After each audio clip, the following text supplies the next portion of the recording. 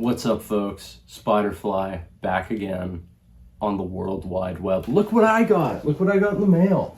I've been waiting like a year. I ordered this like a year ago. And it came, it's here. It's alright. I haven't finished it. Exciting stuff though. Very exciting things happening. So yeah, we're back again. Another video. Almost done with this book. We got a few more chapters and then it's over. And this is probably the biggest chapter in the book. You know, almost infamous. Because today we're tackling the chapter with, I believe, over 400 unique weapons on top of multiple other systems. We're into Gats Glaives Gear. We're into section 11 coming up on the end of this book. So we're going to talk about a few things. This is going to be the one where we explain how to track like weapon stat blocks, some of the stuff for combat that wasn't already covered in the combat video.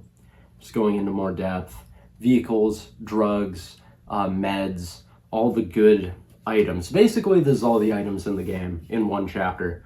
You're going to notice right away that there's almost too many of them. This is where I have my fun. I like to add ludicrous amounts of items with very, very minute differences and details between them. Was it necessary? No. Did anyone ask for it? No. But I did it anyway, and I find it gives the game kind of its own unique flavor. So without further ado, let's get started. Yeah!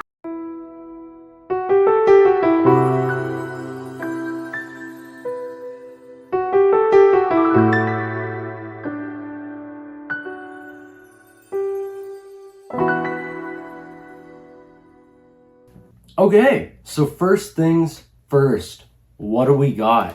We got the list of equipment. All of this got overhauled in the DLC, so I'm not really going to talk about it. I consider that to be the canon version. You got stuff like phone chits you can use to exploit payphones, which I don't even know if there are payphones in Ghetto Rats, but if there are, you know, you got your repair kits, your skeleton keys for hacking doors and stuff. Your gas masks, your Geiger counter for spirits, all that good stuff. Okay. But here's what it is, here's what you're really here for. All the weapons. Before we get into the weapons, we gotta talk about the,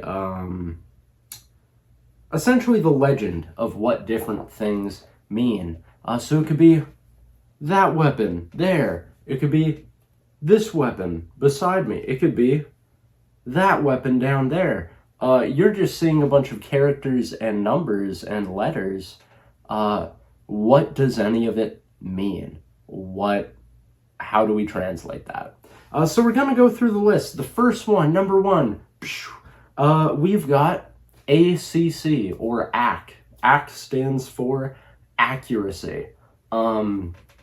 So it'll say AC +1, AC -3, whatever it says, that is the modifier to your accuracy check. So when you roll to make an attack, you're rolling a d20 and you're adding or subtracting the accuracy modifier. Weapons with high damage often have low accuracy. Weapons with high accuracy usually have less damage, but it all depends on quality and the type of weapon. The next you've got is DAM, D-A-M. Damn. America. DAM stands for damage. Pretty obvious. So this is going to be the damage type. So it might say, for example, I don't know, 2d6 + 4 DAM. You would roll 2d6. That's a 3 + 4 is 7. That's how much damage, right? So AC is accuracy, DAM is damage. Pretty easy so far. Now it gets a bit more complicated. So we've got R, which is reach in meters. So this is really just for melee weapons and like bows and thrown weapons and stuff. So like a spear might have a reach of R0-2M. What does that mean? That means a reach of 0 to 2 meters. You can hit somebody who is right in front of you all the way up to 2 meters away. A weapon might have a reach of 0 to 1 meter, so you can hit someone next to you or 1 meter away. You might have a weapon that's reach 1 to 4 meters, so you can hit someone 1 to 4 meters away, but at 0 meters, you're going to have a resistance die because you're outside of your effective range. You can usually hit people closer than that maximum number. Like, you can try to hit someone with a spear. If they're too close to you, it's just going to be harder to do, but you can't hit someone who's outside of your range. With the exception of stuff with guns and stuff. Any weapon that does not have a listed reach, you can just assume the default. If it's a melee weapon, all melee weapons should have a listed reach, but if there's one that for some reason doesn't, you can just assume it's 0 meters. And then firearms don't have their reach or their range listed, because every type of firearm just has a base range. So like all pistols are effective 0 to 10 meters. All rifles, like assault rifles and carbines and stuff, carbines, I guess. I prefer carbine. I'm going to say carbine. Are effective from a reach of 5 to 30 meters and so on. So it just depends on the weapon. I really need to invest in a back scratcher. Yeah, but if you're using a weapon inside of its effective range, it just means you're taking a resistance die. And with guns, you can try to shoot outside of your range, but again, it's with a resistance die. Okay, so Q. Q is quality. That's going to be listed next to the weapon. Not in its stats, but with like the name and stuff like that. That is the quality of the weapon. Quality determines how rare and how expensive a weapon is. Low quality weapons are very accessible, very easy to find, and very affordable, with the trade-off that they're usually not very good. High quality weapons, harder to find. You're going to need more contacts, a lot more money to get a hold of them, expensive to maintain, but they are really, really going to show their worth. Ghetto RATZ is a game where Ghetto RATZ is a game where equipment oftentimes can outpace level. So you could be like the highest level character in the game. You're going to be pretty strong, but a super low level enemy with a really high quality weapon might still destroy you, and vice versa, right? So you just have to be very aware of that. Like, quality is serious, and when you're controlling what equipment your players have access to, it's going to be a big deal. Like in my games, when I run them, there's certain perks that let you roll D6 for a D6 quality starting item. At my table, I've nerfed it to D3 plus 1, just because having players even have the option to start with like Q5, Q6 weapons or biomechs or spells can actually really mess up the balancing of the game if you're not careful. And like, as far as at my table, the highest end gear NPCs almost ever have is Q5, and even then that's rare. Like quality 6 and up, in my opinion, is really just in the game for it to be there and look cool, but it almost never gets used, because once you get past quality 5, things get so powerful, they're kind of ridiculous. But if you want to play with them, I mean, if you just make them super common so that everyone has access to them, it might work out, but I don't know, up to you. The next one is FR, for real. What is that? My pistol has +2 for real. What is that? So that stands for fire rate. Fire rate is by far the most confusing one. People get the most confused by it. What it is the number of fire rate is the amount of extra attacks you can make in an act of combat, and you can only use one at a time, and they cost drive. So what does all that mean? So let's say you've got a pistol with +2 fire rate.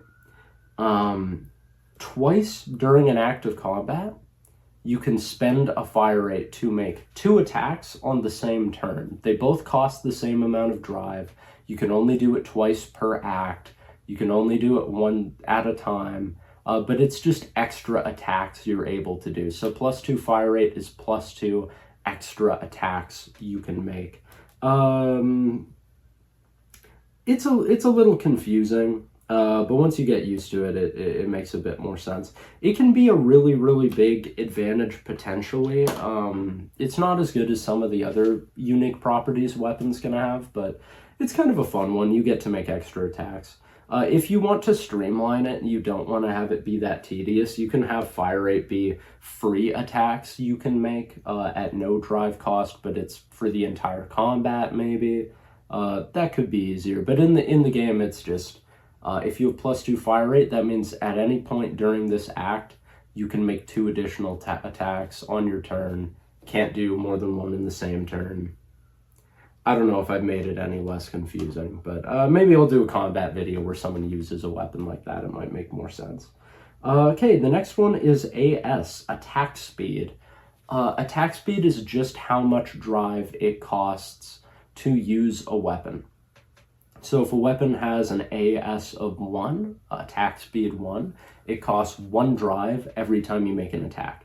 AS2, it costs 2 drive. AS3, it costs 3 drive. AS4, it costs 4 drive. And remember, you can make an attack if you don't have enough drive, but you would bankrupt your drive, which means you lose a condition, right? So if you're wielding a huge broadsword and you're swinging it around and it's super heavy,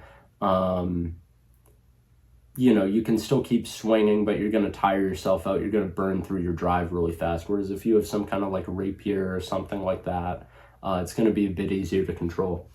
Sometimes attack speed has to do with weight. Sometimes with guns it has to do with recoil. So like really big high-powered rifles and shotguns and stuff like that. It also factors in like operating weapons. So like a bolt-action rifle is usually going to be attack speed 2, attack speed 3 because you have to work the bolt. Things of that nature. It's not like super realistic, I guess, but it's just, you know, that's all kind of factored in to why a weapon has that attack speed. And then there's the unique ones here. This one is attack speed 1 + 1, AS 1 + 1. What does that mean? So this one's similar to fire rate. If a weapon has AS 1 + 1, what it means is you can always make 2 attacks in the same turn at the cost of 1 drive each. So for example, I think I should put it up here, the Drifter's Katana is probably the most famous one, where on your turn, at the cost of 2 drive, you make 2 attacks. In this case, I rolled 2 17s, so those both hit, and then you roll damage twice. I did like 8 damage. So yeah, it costs as much drive as making 2 attacks, but you can make 2 attacks every single turn if you want. Important to note, you can... Oh, yes. Okay, sorry, I got scared for a second. Yes, you can bankrupt to make both attacks. So if you have 1 drive and an AS 1 + 1 weapon, you can lose a condition to still make 2 attacks on your turn. AS 1 + 1 is super powerful. Any weapon that has it is automatically a really, really, really good weapon. You can't make a fatal strike or a precise strike and also do the AS 1 + 1. But if you're doing just base attacks, it's stupid good. I mean, you're just way more likely to hit. You can do way more damage. One thing worth noting, though, if you have multiple attacks inbound, your dodge check or your defend applies to all the incoming attacks. So you don't have to dodge twice if you have 2 incoming attacks. You don't have to defend twice. If you defend or dodge, it's applied to both of them. Yeah, okay, so the next one you have is just AS plus, attack speed plus. What does that mean? This one means that you can make as many attacks as you have drive if you want to. The main one that does this is hand-to-hand combat. So hand-to-hand combat, a punch, and we'll get to that in a second, is AS2 plus. It means to throw a punch, it costs 2 drive. But for every 2 drive you spend, you can throw more punches on the same turn. So if you have 6 drive, you can throw 3 punches on the same turn. AS2 + 2 + 2. The trade-off with this is that all of those attacks are rolled with 1 accuracy check. You don't get to make 3 attacks on the same turn. You make 1 attack, and in this case, I might have missed, and now I've spent 6 drive and missed. But let's say, you know, I had a bonus to that, I succeeded. In the case of hand-to-hand, I'd be rolling 3d3 plus 3 stun, which could be quite a bit of damage. So weapons like this, I think it really is just hand-to-hand that does that. I can't off the top of my head think of a weapon that is AS+. It's just you can spend all your drive at once for like a huge combo of attacks, or you can save it and make multiple. It can be good if you like really need to stun lock somebody. Or you want to go all out, no limits! Yeah. Alright, so the next one is AOE, Area of Effect. All this means is this weapon does damage to the target and anything adjacent to that target. That's usually like rocket launchers and like flamethrowers and things like that. Whatever you're hitting takes damage, but everything within a meter of that target also takes damage. So if you hit someone with an RPG, everyone around them, friend, foe, object in the environment, it doesn't matter. They're all getting hit. F is for fuse. This one's also a little confusing. So explosives like grenades and dynamite and things like that don't have an attack speed, they have a fuse. So using a grenade or an item costs a minimum of 1 drive. And then when, say it's a grenade, you throw a grenade, it lands next to the target, and let's say the grenade had a fuse of 3. So I've spent 1 drive to throw the grenade, and to pull the pin and whatever. So 1 of the 3 fuse has been used, right? That means that the grenade will now go off in 2 turns. So another turn's going to happen, another turn's going to happen, and then the grenade's going to go off. If I want it to go off instantly, I could spend 3 drive to throw the grenade and it would blow up immediately. Why would you do this? So certain explosives that are very powerful are going to take a while to detonate. Grenades kind of have a dual use in Ghetto Rats. They can be good for hitting multiple targets. They can be good for forcing people to defend or dodge the attacks and use up a lot of people's drive. They can also be good to force people to move.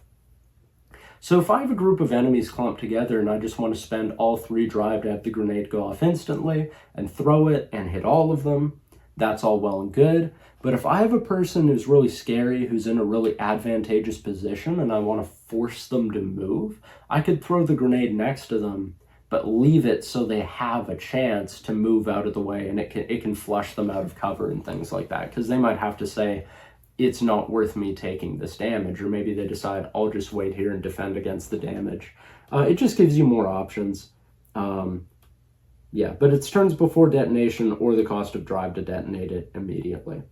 Next is DA, or durability. This is really for like really specific low level weapons. This is usually for like improvised weapons, like a prison shank or like a chair leg or anything you're gonna just like find in the environment.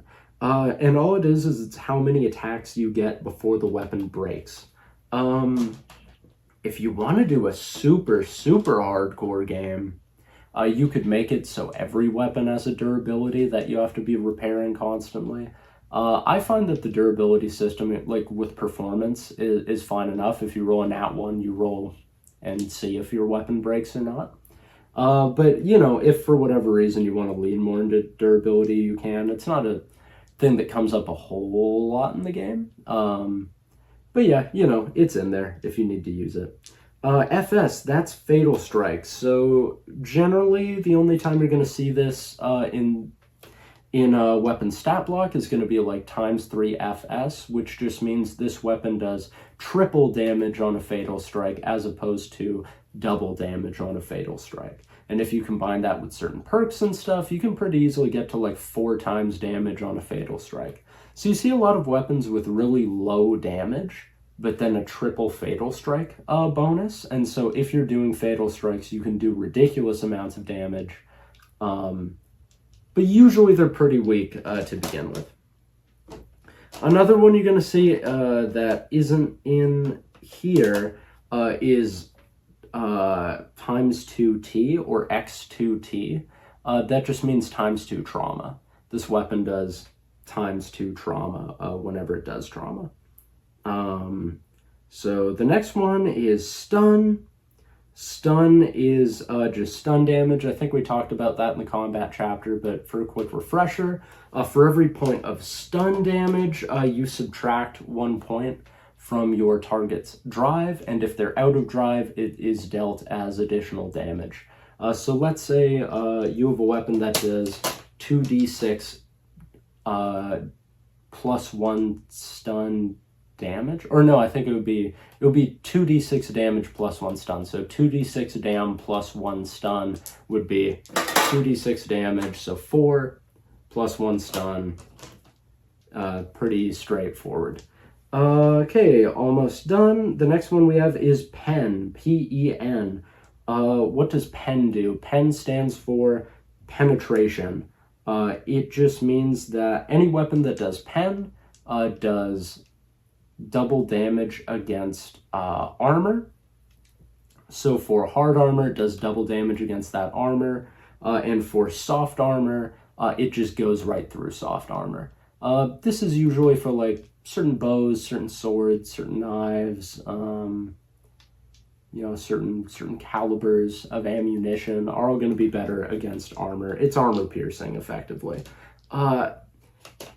When you're applying damage, like if it's doing double damage to armor and is going to penetrate that armor, I generally just say, like, apply the damage once to the armor, and then if that pens it, the rest of the damage you're going to deal to the person. It's not, it can be a little tricky to do the calculation. Just make sure that you're not doing double damage against someone who's wearing armor. You're doing damage to the armor, and then you're doing damage to the armor again, and anything left over would be dealt to the target. It's kind of confusing, but double damage against hard armor, and then for soft armor, it's just going to go right through, and it still does lower the durability of that soft armor. Lastly, we've got conceal.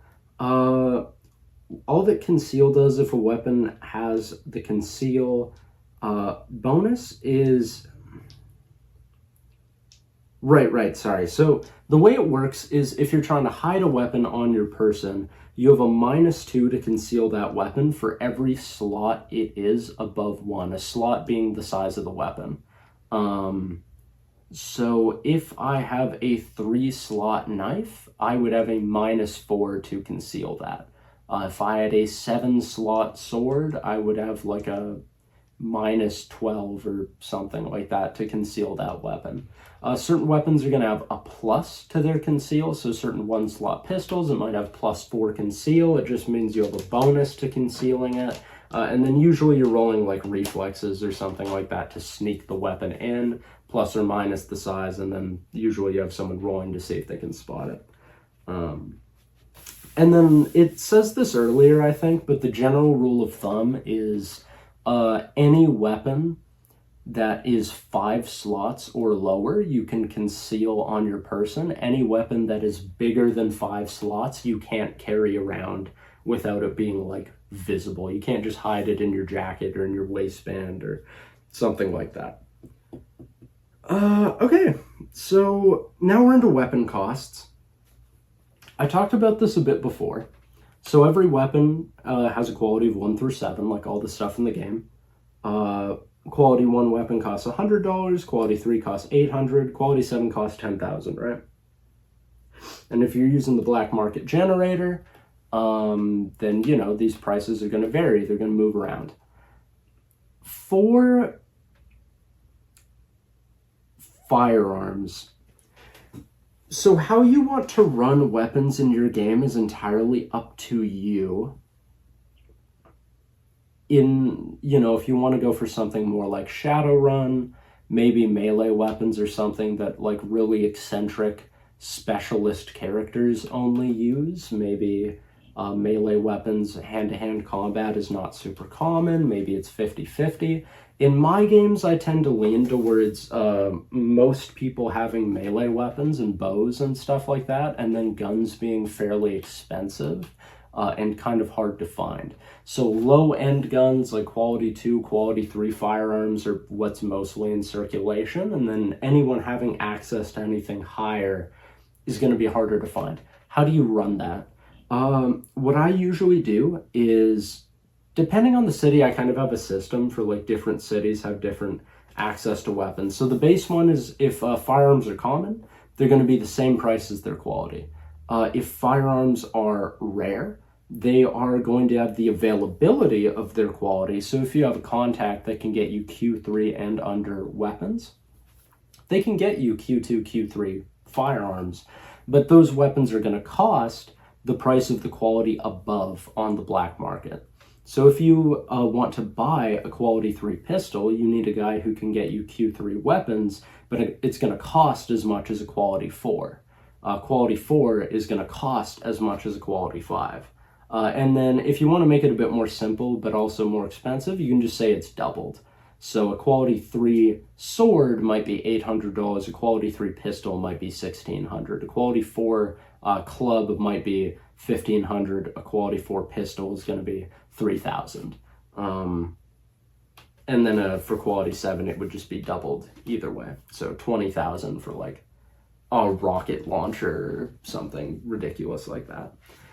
It's up to you how you want to run it. I like to keep weapons feeling rare and expensive. A, because I like leaning into melee combat, and B, because I find it kind of keeps the game a bit more grounded with like people in the zone wouldn't have access to super high-end firearms.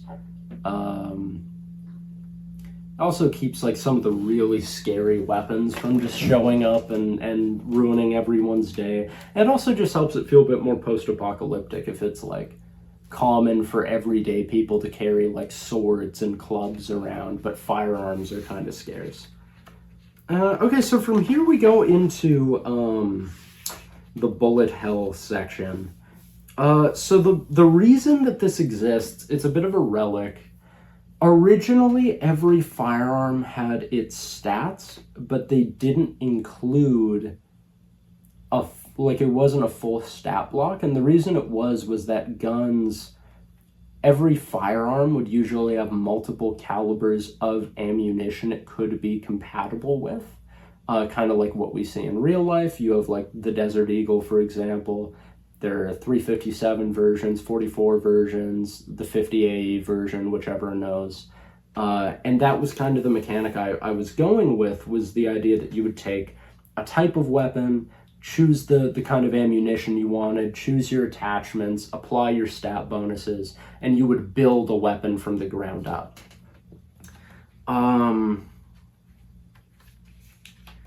And the idea was also that you could take any real-world weapon, and with this system, you would know kind of what it would look like in Ghetto RATZ. So different things like if it was a pump action, if it was a bullpup, those had their own stats, and then reloading different weapons had different costs, and I got rid of most of that. So really what all the calibers are here, it's just meant to be a representation of like what would the average weapon that fired this round do.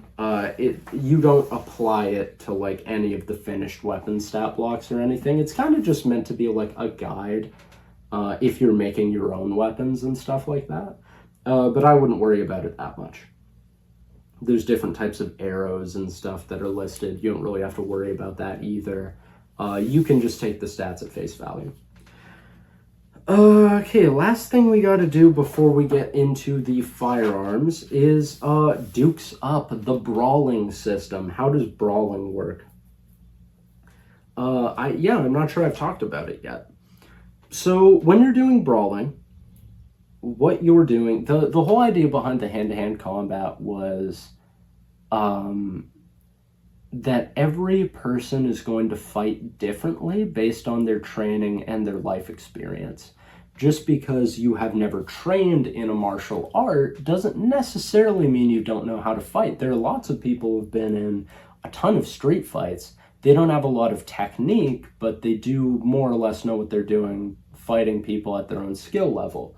You might have people that train in martial arts super extensively that don't do great in a street fight because there aren't rules in a street fight, whereas there are rules, you know, when you're sparring or when you're actually competing at a competition level. You might have a guy who knows all the pressure points in a human body. You might have a person who doesn't have a problem biting and fish hooking and kicking someone where the sun don't shine to get an advantage, right? Everyone's going to fight differently based on how they were taught.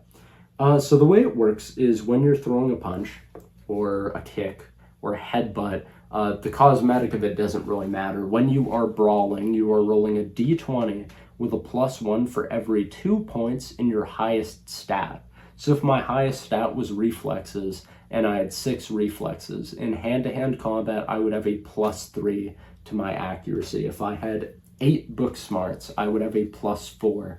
Why does someone with book smarts know how to fight? Maybe they read up on martial arts. Maybe they studied some kind of martial art just as like a wellness thing, or maybe in school it was mandatory, or maybe they just studied all the pressure points in the human body. Maybe someone with high grit is a good fighter because they want to hurt people and they don't care about getting hurt themselves. Maybe someone with high bulk is a good fighter just because they're bigger than their opponent. It doesn't really matter. So you roll, you apply +1 for every 2 points in your highest stat. That's your accuracy.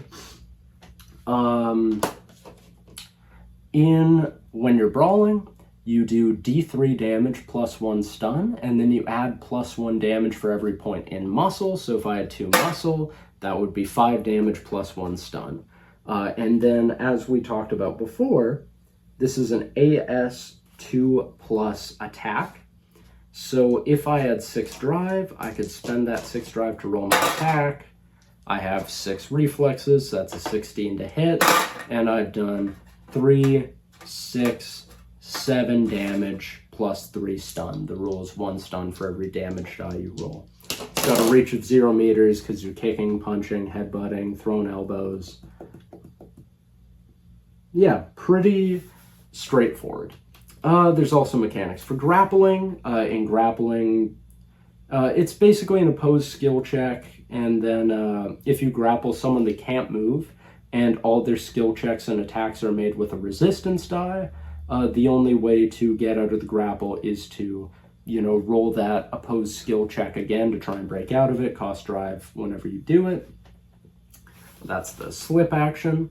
You can choke somebody out, where you're essentially just trying to get rid of their drive to stun lock them and eventually try and choke them till they pass out. Super awesome. Really cool to do that to somebody.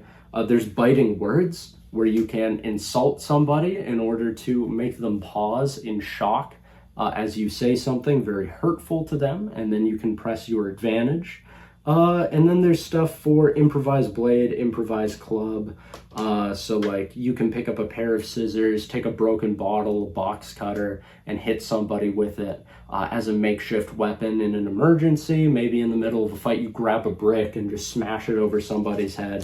These weapons usually have a durability of like 1 or maybe like D6 or something like that. And they just do a little bit of extra damage, like improvised blades do bleed damage. Improvised clubs do a bit more stun. You can throw them at people. It's just kind of fun in the middle of a fight to be like, can I roll street smarts to grab a weapon and be like, okay, there's half a cinder block and I'm just gonna smash it over this guy's head because I'm not fighting fair.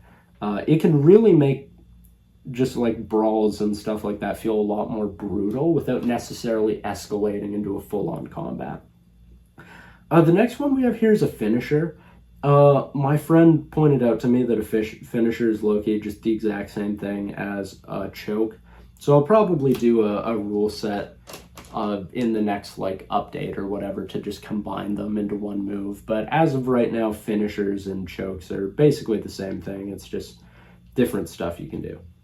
And then the one detail it says is if you are dropped, if a character, whether it's you or it's an NPC, is downed in hand-to-hand combat, they haven't been hit with a weapon, they've just been punched or kicked or whatever, you roll cheat death twice and you take the higher result. just so that you still very, very well could die in a hand-to-hand fight. Usually people are going to tap out before they get to that point. Like, usually in a fist fight, you don't beat somebody until they're unconscious and not moving and unresponsive. That's usually kind of extreme. That's like a serious beating. That's not just like you threw a few punches outside of a bar or something like that, right? So you still very much can die. It's just you're less likely to. So this way you don't have to worry about your characters getting into a bar fight and being like, we just killed 7 people right now with our fist? That's insane. It's less likely. Oh yeah, and if you roll critical failure in hand-to-hand, like while brawling, you have to roll to see if you take a trauma from like breaking your hand or like spraining your ankle or something like that. And with that, that takes us towards our weapons catalog. So I'm going to quickly go over the different fire rates and things like that. And then we'll get into some of these weapons. So alternate fire modes. This is just for firearms. This doesn't apply to like bows or guns or sorry, melee weapons and things like that. This only applies to guns. So the first one on here is the spread. With a shotgun, you can choose to hit multiple targets if you would like. It costs plus 1 AS, so it costs 1 additional drive, and you can hit multiple targets. So you roll accuracy, costs 1 additional drive. That was technically a miss, but we'll say it hit. And then shotguns usually do multiple damage dice. So let's say this one does 5d6 damage. I can now divide that damage freely between the different targets. So let's say I hit 2 different people. I'm going to say one of them will take 3d6, the other will take 2d6. Boom, boom. You can just divide that damage between. And I would usually say you can probably only hit up to 2 targets. Your Zone Master might make an exception where you can hit 3 or even 4. But yeah, you can divide up that damage to hit more people. Burst. This is for fully automatic weapons. You can use burst. You fire 2d6 ammo. So in this case, that was 11 shots. That's a lot of bullets. And what you do is you just roll 2 accuracy checks and you take the higher result. So in this case, I rolled the natural 1 and a 14, and that's actually important because if you roll a natural 1 while using an automatic weapon, you still do count it as a success, but you also still roll to see if the weapon breaks. If you're shooting a bunch of bullets really, really fast, more likely to have things going wrong, right? More likely to jam. So in this case, that's a 14 to hit, which does hit. But then I roll, and the weapon doesn't break, but, you know, it does take -2 to its performance.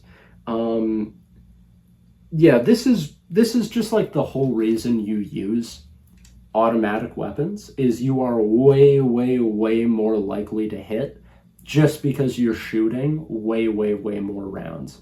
You're more likely to hit 1 of 11 shots than you are to hit just 1, right? Spray and pray is the other thing that fully automatic weapons can do, and that's where you can try and hit a bunch of people. So burst is when you take aim on one person and you fire a bunch of shots to try and hit them. Spray and pray is like when you kick in a door and there's a room full of people and you just start blasting, which you shouldn't do in real life, but you can do in the game.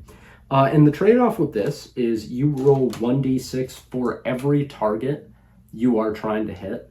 Your Zone Master is going to say how many people you can hit. You might not be able to hit every single person in a room, but you might be able to target people that are closely grouped together. So if you have 2 enemies over there, 3 enemies over there, 1 enemy over there, you might be able to hit like 3 people or something like that. The Zone Master is usually going to say how many you can target. But let's say in this case, we're trying to hit 4 different people. So I'm rolling 4d6 ammunition. I've taken, 15 shots. And as opposed to a burst where you get to roll twice, I just roll once for accuracy. So that's a 15, I've hit. And then you're going to apply people's reflexes. People will try to dodge. They all have to avoid being hit on that 15. So you might hit some and miss others. And then you roll your damage and just divide it by 2. So that's a 13 plus my weapons handling, divide that by 2. That's how much damage everyone takes. So no one takes as much as a full attack, but they all take essentially half an attack. This is really good for making people use up their drive, defending, and dodging and taking cover.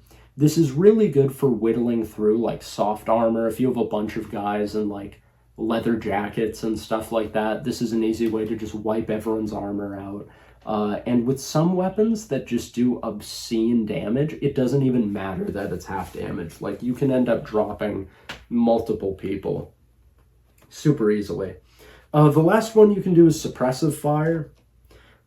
This is where you consume D6 ammo to do 1 stun.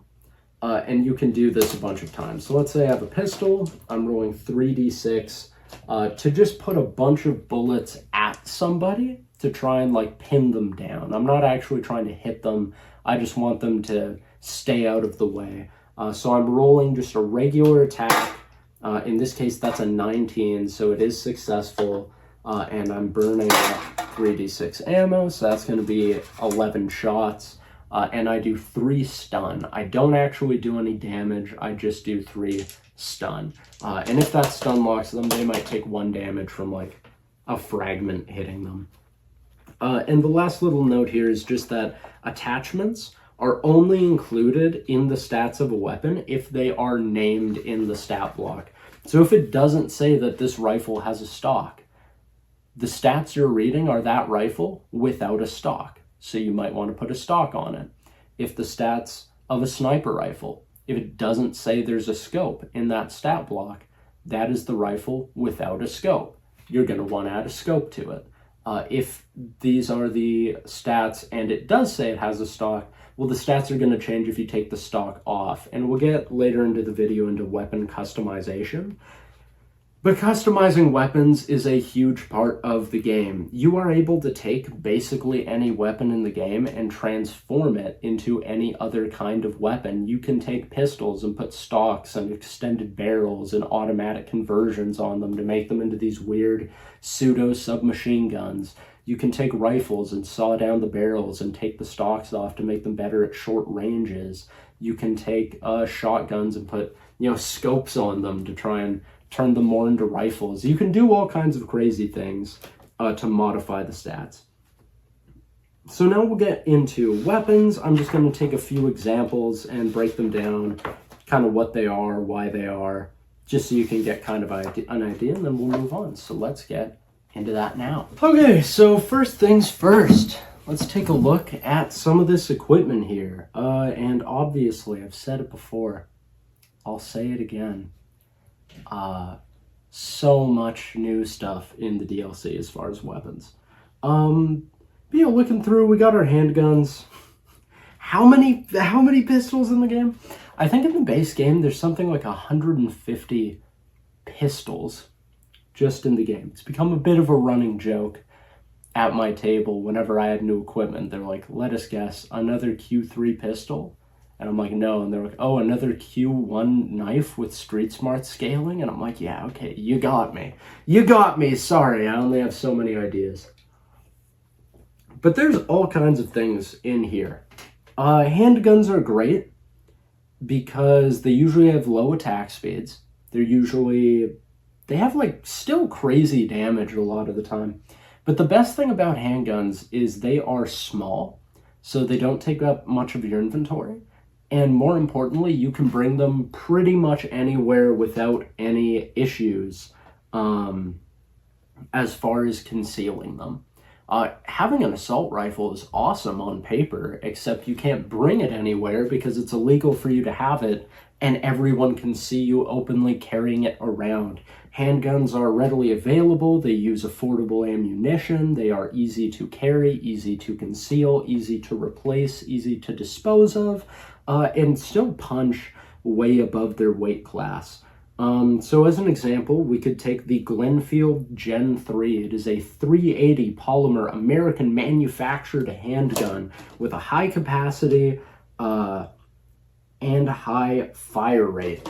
So let's use this as our example of fire rate. So I've rolled, let me roll my drive. Perfect. I've rolled 5 drive. This weapon has an attack speed of 1, and it's got 2 fire rate. So on the first attack of the act, I'm going to say, hey, Zone Master, I'm going to use 1 fire rate to make 2 attacks. I missed both of them because this weapon's not super accurate, and I've spent 2 drive, and I've used up 1 of my fire rate. On the next turn, I'm going to say I'm going to use my other fire rate again. And now I've hit both attacks, so I do like 2d10 damage. Whoa, I just did 20 damage. That's like the highest you can possibly roll with that thing. That was crazy. And then on the third turn, I now only have 1 drive. I'm all out of fire rate. I've used 2 fire rate this act, so now I just make 1 attack. I hit again for 6 damage. The Glenfield Gen 3 is a fun one because you can modify it super extensively. You can make it a fully automatic. It's a bit of a monstrosity. It's not a great gun, but it's not the worst one. What else do we got? We've got the Streetwear Diablo. One thing I want to throw out here. There's a lot of fictional firearm brands in this game. I did it because, well, without going on too long of a side tangent, I find that one of the most effective ways to lean into cyberpunk-inspired settings is to lean on branding. Your fictional brands should take up a lot of space. Think about your day-to-day life. I can look at any object around me and think of the parent company that manufactures it. Logos are constantly, just taking up air and space. And I wanted you to have that same feeling looking at things in this book. Every weapon, every car, everything has a brand or company attached to it. Now, that being said, anything that says streetwear is not manufactured by a company. Streetwear is not a brand. I realized later how that might be confusing. Streetwear means that it is improvised. It means you can make it at home out of scrap parts with like 3D printers and little gun workshops and stuff. What does that look like on paper? I basically use it where with the crafting system, you can only craft firearms that are listed as streetwear. Anything streetwear is something you can craft. We'll get into crafting in a bit. But yeah, so like the Diablo, for example, is a one-shot, really big 45-70 revolver. It's not really a revolver because it only fires 1 shot, but it's like hammer fired, I guess, with a big scope on it. You've got, the B-15, which is a 20 gauge single action revolver. You've got the Wulong, which is a 7.62 by 25 millimeter integrally suppressed 100% plastic handgun with penetration. So that's a good spy weapon. There's the Brower Series S Connor, the Sarah Connor, which is just the big pistol from Terminator. You got the Drago, which is anything listed as an assault pistol is kind of just to say that it's a handgun that fires like larger than handgun caliber rounds, or it might be one of those things like an ARP where it's like legally designated as a pistol, even though anyone looking at it isn't conventionally a handgun kind of thing. Now, the honorable mention for handguns has to go to the Warbird Combat Technologies 44 Warbird. This is one of the most renowned weapons in all of Ghetto Rat's lore. It is a Q7 pistol.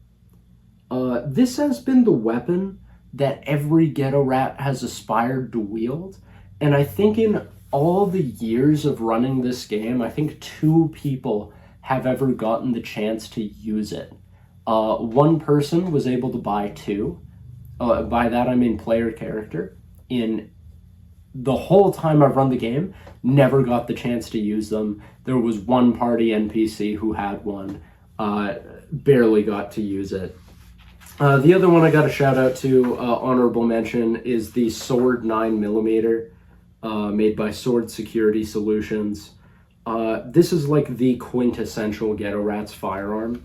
The entire quality system was built around the fact that the Sword 9mm is the quintessential Q4 weapon. The Sword 9mm is the definitive average Ghetto RATZ weapon. Every other weapon in the game was balanced around the Sword 9mm. It's been here since the earliest test versions of the game, and if you watch movies, you know what it's a reference to. As we go further in, the next step is shotguns. You've got something like the Streetwear Blunderbuss, which is essentially a pipe, like one of those slam fire pipe shotguns people make in their garages. This goes all the way up to like a Rottweiler, which is a tiny little pistol-sized shotgun. And then you've got double barrels. Double barrels are shotguns, usually 2 capacity, that are AS 1+1, so you can make 2 attacks in one. They've got high damage. Don't sleep on the double barrel. The double barrel shotgun in Ghetto RATZ can carry you through the early game.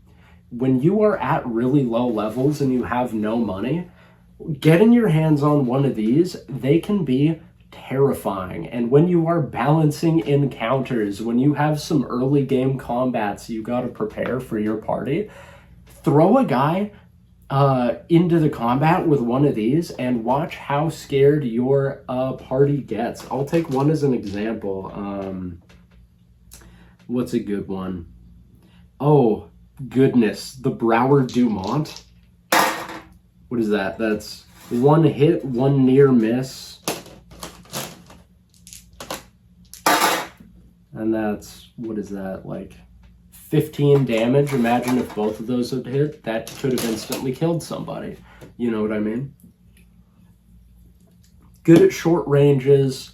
The only trade-off is you have to reload them every time after you use them. And how much drive does reloading cost? 3 drive. Good job, everybody. You've got, honorable mentions. The Model 79 Gravedigger that's the official, like, entrenching shotgun.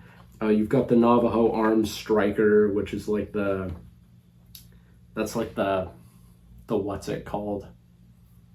I'll probably put a picture up on stream or something like this. You got the LT-23, which is a 4-gauge shotgun you can also use to fire grenades out of. Toro 970, that's a fan favorite. You got the Warhammer, for you Warhammer fans. Yeah, lots of shotguns. Shotguns are great. Don't sleep on the shotguns. Next up, we got SMGs. Shout out the Dragon Tech RM70. This is beloved. And if you want more low-end SMGs in the DLC, we've got so many more Q3 SMGs for that early game grind. All those Q3 SMGs, the second you can get your hands on those full autos, they're good to have. Got the Johnny Gun, the Jackal Assault Special, the Cat 10 and the Cat 11 are just classics. Those have been around forever. The Cypress is a favorite. It's like a Calico. The Navajo Arms Aztec 9. I mean, you got to get the Aztec 9. You just have to. SMGs are scary. They're super handy. They're one of my favorite categories of weapon in the game. They just put in a lot of work. One of the things you realize is, like, it's rare to get into a combat in this game greater than 6 meters. And so having things like SMGs, they have all the advantages of a handgun, but they're also fully automatic. The only trade-off is they burn through ammunition really, really fast, and they're decently expensive. But it's worth it. It's definitely worth it. We got rifles. Here we have assault rifles and carbines are listed in the same category. If it is listed as an assault rifle or as an AR, that means that it is fully automatic. If it is not listed that way, then it's semi-automatic. So if it's listed as a carbine or carbine, if it's listed as like, I don't know what else, just a rifle, lever action rifle, then it doesn't have that full auto designation. Unless it has like auto carbine, in which case I guess it's full auto. Some of them, like one's listed as a battle rifle. I would say it's kind of up to you if that counts as full auto or not. Yeah. Assault rifles in this game are horrifying. They do, not only are they quite accurate, not only are they fully automatic, not only do they do crazy damage, a lot of them also have that plus ×2T or ×2 trauma designation. Double trauma is scary. It basically means it crits all the time, and when it crits, you're doing triple trauma. These can put people down so fast. Funny enough, they're actually really, really good against like bio breakers. So if you're going up against like a combat cyborg, something like a 223 is going to do a lot of damage to those overclocked, heavily engineered organs. Ironically, they're really good against twisters too, or I guess not ironically, but it's just kind of funny. But yeah, that is what it is. Not really any honorable mentions in here, as the Pulsec HRZ has been in here for quite a while. Savage Assault X gets a good amount of playtime, but we can kind of blow right through those. Yeah, the Charon, the HARV or the Harvey, that's an old favorite. That's been the game for a long time. The BL50. Just classics, right? The BL50 and BL70 are basically the AKs in the game. BL, AK, you get it. Heavy machine guns. Heavy machine guns are even scarier.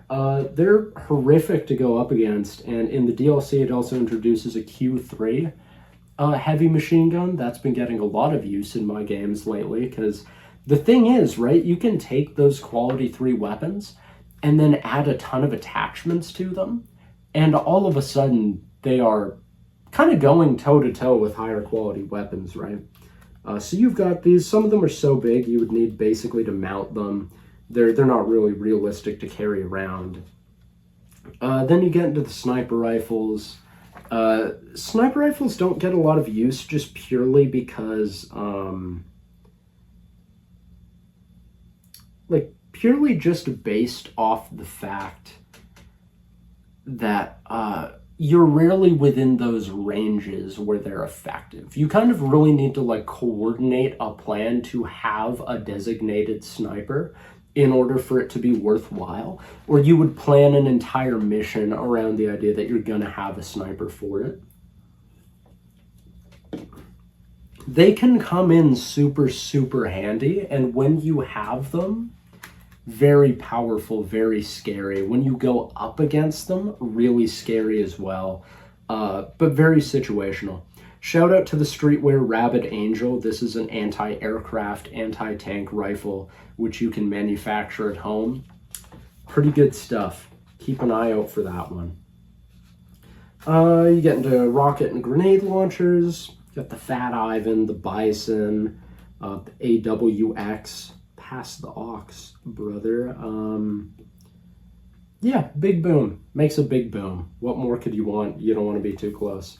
Get into grenades. You got everything from industrial dynamite to proximity mines to stick grenades. You've got grenades that cover people in mold. You've got incendiary grenades. You've got concussion and tear gas and nail bombs and acid grenades. You got weapons that set up inflatable cover that you can hide behind. Molotovs, smoke bombs, flares, anything you could want and more. And now we get into the specialty weapons. So in this section, I'm really just gonna mention a few weapons that you might not know what they are by reading them, because they don't have descriptions. Usually you can kind of intuit it, but I'm just going to shout them out so you can kind of get a better mental image. So the first one we're doing is the Dookie Uzi. What is a Dookie Uzi? It is when you... It's essentially fermented human waste in a bottle, which you are spraying people with to make them angry. In this game, it is going to reduce that person's like physical health, not their hit points or anything like that. It just makes you sickly. It stresses you out. It scales with street smarts or grit. We'll get into scaling in a second. Another one is the crack pipe. What the crack pipe is I don't know if you guys know those bang sticks you use to hunt sharks, where it's like a stick with an explosive at the top and you hit a shark with it and it blows its head up. It's basically that, but for people. You're essentially using a pipe bomb as a club. You're effectively using a pipe bomb as a club and blowing yourself up in the process. It is a melee weapon with an area of effect damage and a capacity of 1 because it explodes. Love the crack pipe. It's fantastic. You've got rail guns, Gauss rifles, flamethrowers, nail guns, tear gas, metamace, which is like anti-mutant bear spray. You have like a noise cannon, an ectoplasma rifle, whatever that is, all kinds of fun things like that. This is where we get into martial weapons.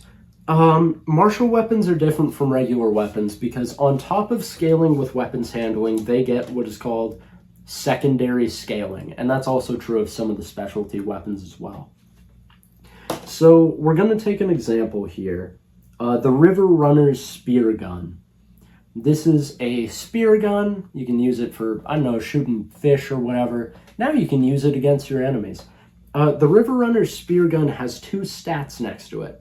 Those are Street Smarts and Grit, or Street Smarts or Grit, it says. What does that mean? So when a weapon has secondary scaling, it means not only do you get an accuracy bonus from your weapons handling, you get an accuracy bonus from 1, not both, 1 of those other relevant stats.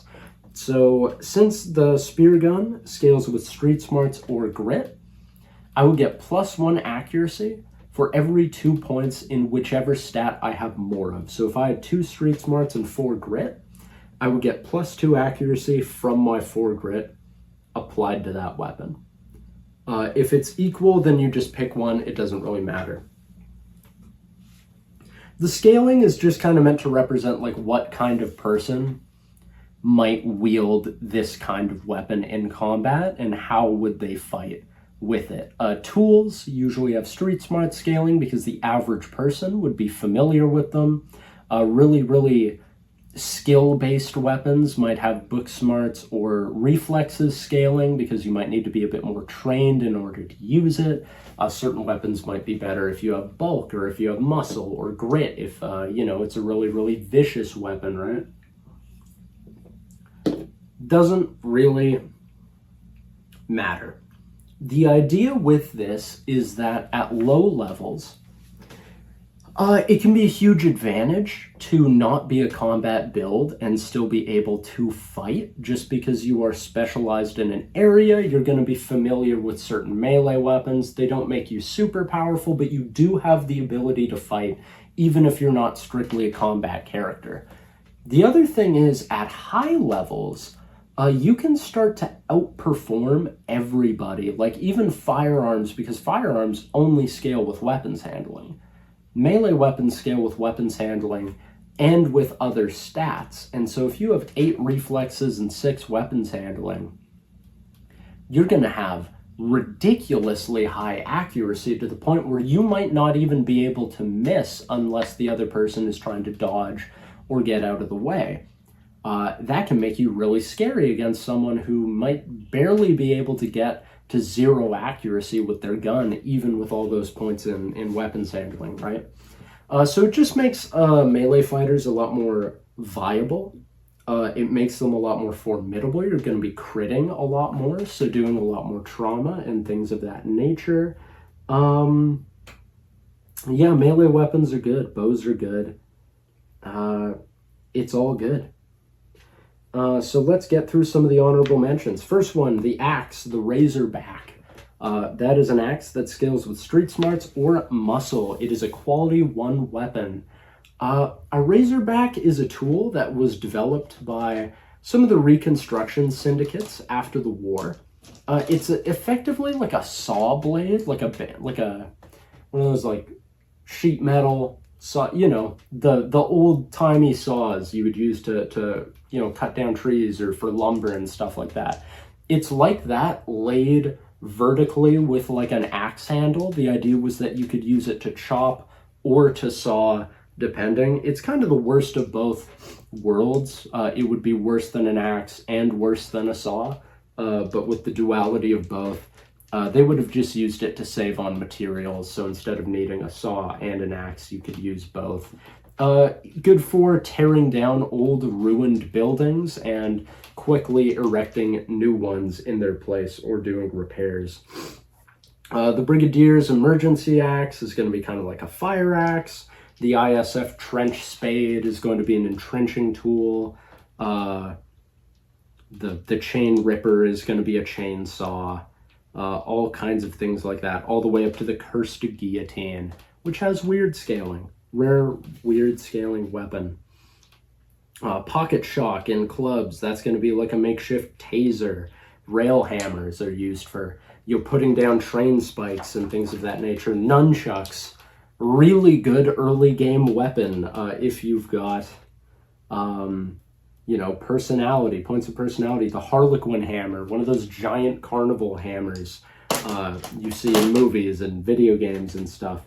Fun fact, the sledgehammer in this game costs $800 on the black market because it's a high-end weapon for some reason.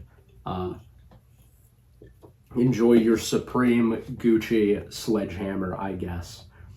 One of the things you'll notice too is all these weapons have little handles next to them, or most of them do, as to who would wield that weapon. So the weapon might not be called a bow staff, it is the priest's bow staff. It might not be a baton, it is the bolo's baton.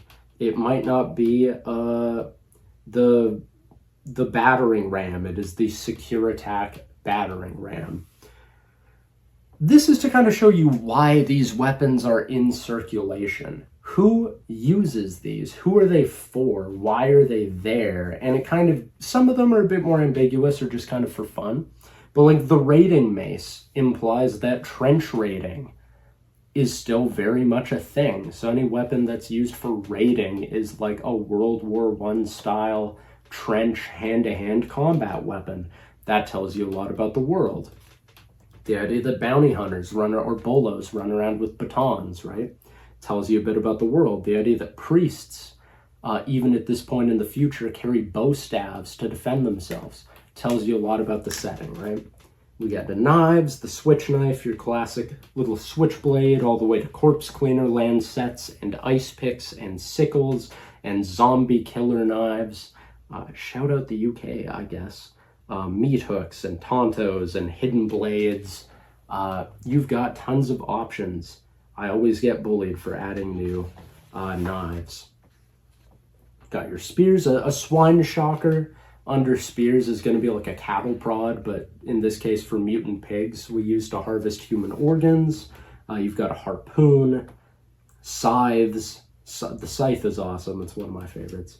The dragoon lance is a lance used for mechs. So like you will have mechs with the giant lances. That tells you something, hopefully, about the world. Anything listed with cartel as well means it is a corporate weapon. So a cartel rapier or halberd, these are going to be ceremonial decorative weapons, which will sometimes make their way into the black market, which kind of leads to the question of how do all of these swords and spears and clubs end up in circulation? Well, a lot of people are going to trade or barter away weapons. Maybe you have a guy who's a corporate knight. He is a knight at a large corporation. He stands in armor with a halberd all day guarding the office building from espionage and peaceful protesters. But maybe he's got a blitz addiction and he loses his job and decides he's going to trade his ceremonial titanium halberd for a bit of blitz. And now you have some young hooliganger running around with a giant ceremonial engraved corporate halberd. That's kind of the idea of how these things kind of trade hands all the time. yeah, you got your thrown weapons, which are throwing weapons. You got everything from carnival knives to nets to darts to, you know, sugar napalm and tomahawks and boomerangs and all kinds of things you can throw at people's heads. You can throw pocket glass in people's eyes. That's always a fun one. You've got whips. The gutter ball. The gutter ball is a metal rod connected to a chain, connected to a bowling ball. It doesn't say that anywhere, but that's what the gutter ball is a bowling ball at the end of a chain. The steel eel, I think, is also a chain with razor blades running down the length of it, as well as copper wires that are electrifying it. So it's like an electrified razor blade chain. The hangman's knot is a gallows noose, cursed. You've also got shields. What are shields? Shields are, or obviously you know what a shield is. I mean, like, how do shields work? In the base game, instead of defending or dodging against an attack, you can spend drive to just automatically stop the attack with your shield, and it uses up the shield's durability. In the updated rules, where you can't dodge ranged attacks unless you are behind cover, you can also use your shield as cover. So if you have a shield, you can block a melee attack, or you can try to take cover from a ranged attack, and either way it's going to chew through the durability of your shield. Yeah, we kind of breezed through the weapons. I didn't want to take too much time to go through every single one of them. But hopefully you just kind of get the idea. There's hundreds of these things. Don't worry too much about them, but also have fun. It can be really fun goofing around with different builds and different weapons and getting different synergies, and then seeing what your stats scale best with. You might end up using weapons you wouldn't expect because you're doing a different build, right? Now we get into attachments.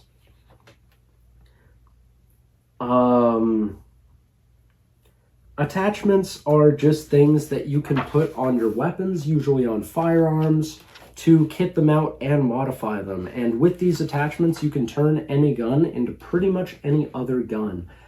The only ones I really want to mention are the switch, the full auto conversion. Only certain weapons can use it. There isn't a set rule of which ones can or can't. The general rule of thumb in my head is any weapon that has fire rate or is an attack speed 1 semi-automatic, so like a carbine or a pistol or something like that, might be able to. At my table, the rule is that any Glenfield handgun or anything like the F-Boy, the Streetwear F-Boy, the Minuteman, weapons like that you can all convert them to be fully automatic. I usually don't allow too many weapons to, but ultimately it's kind of up to the zone master. But general rule of thumb, if it's an attack speed 1 semi-automatic weapon, or has like usually if it's AS1 and it has a fire rate bonus, you can probably convert it to full auto if you would like to. But it's up to you. It's up to your kind of how you want to play it at your table. There's different things like flashlights and laser pointers, and you can gold or ivory plate weapons for different bonuses, different suppressors, bipods, extended magazines, underbarrel flamethrowers, and grenade launchers and shotguns. You've got them all. And then lastly, we've got the ammo variants. These are things like armor-piercing rounds, flechette ammunition, hollow points, incendiaries, irradiated bullets, rubber bullets, slugs for your shotguns, all kinds of things like that. They just modify the weapon, allows you to do funny different things, and then, you've also got, it's just like they cost more money than conventional ammunition. You might need contacts to access them. And that's that for that section. From there, or not for that section, for that section of that section. Because now we get into vehicles. Okay, so navigating the Rotten World. You need weapons to keep yourself safe, whether that is from hooligans, from, corporate death squads, from twisters, from mutants. You gotta defend yourself. But you also gotta get around from point A to point B, and that's where vehicles come in. So every vehicle in the game is gonna have 4 stats. These are reflexes, which is the handling of the vehicle, also the same as your reflexes. Speed, which is the speed of the vehicle, also ties into your speed. There are hull points, or HP, which is essentially how much damage a vehicle can take. And then there is armor, which is how well it protects you from incoming damage if you are inside of it. You combine your stats with the stats of the vehicle to get the total value. So here it says if a vehicle had -2 reflexes and +4 speed as the vehicle's stats, and you had 4 reflexes and 2 speed, the vehicle would have +2 reflexes and +6 speed in total. So if you are a fast guy, you are going to be all about driving fast. You can comfortably push a vehicle to its maximum limits, because that's what you live for. If you have high reflexes, you're going to be really, really good at, your handling of the vehicle, and a vehicle with good handling is going to handle better in your hands. Certain vehicles, in certain conditions, you can also drive with street smarts. That means you don't get a bonus from any of the vehicle stats, but you also don't have to take a penalty. So it can be a good trade-off, like, in a police chase or something like that. You might not be able to outdrive the cops, you might not be able to outmaneuver the cops, but maybe if you know all the shortcuts and all the dead ends and all the alleyways you can cut through, you might still be able to lose them. But that might only be relevant in a city. Your zone master might say you have to roll certain things to drive in certain conditions, like maybe you can't drive with speed if you're in an overgrown highway which is littered with, ruined, rusted out vehicles and potholes and debris. Like, you won't have the option to drive with speed. You might have to drive with reflexes, or in like a big straightaway where there's nowhere to maneuver, you might not be able to drive with reflexes. You might have to drive with speed. That's all situational. That's all up to the zone master. So the hot pursuit rules. When simulating a race or a car chase, the driver must roll the vehicle's speed with a -2 for every passenger in the vehicle above the car's seat limit. A driver in an urban area can also choose to roll with street smarts. However, unless the vehicle is some sort of navigation system, the vehicle provides no advantage. If the pursuer rolls lower than their target, the target gets away. In a chase, the pursuer must roll whichever stat their target is rolling. If the target fails to escape, this triggers an act of vehicle combat. In extreme terrain or a crowded area, a vehicle may use reflexes to navigate. So let's be honest, you're going to be in the zone 95% of the time. So with a vehicle, you will almost always be able to choose between speed, reflexes, and street smarts. Whoever is being pursued decides how they want to escape. Same rules as if you're trying to escape on foot. And the pursuer has to roll whatever you're rolling. So you want to use whatever advantages you have. For example, a scooter is not going to be very fast. You're not going to beat a police interceptor in a high-speed chase on a scooter. It is, however, pretty maneuverable and small, so you're going to be able to weave between traffic, to get through crowds of people, to cut through alleyways, to go down staircases even, and just make maneuvers that a big police car is not going to be able to do. So you're going to want to use your reflexes or even your street smarts to evade that high-speed interceptor. Whereas if you were in like a drag racing car, it might have terrible handling, but you're going to be able to outmaneuver like the van full of goons that's in pursuit of you. So you want to play to your strengths.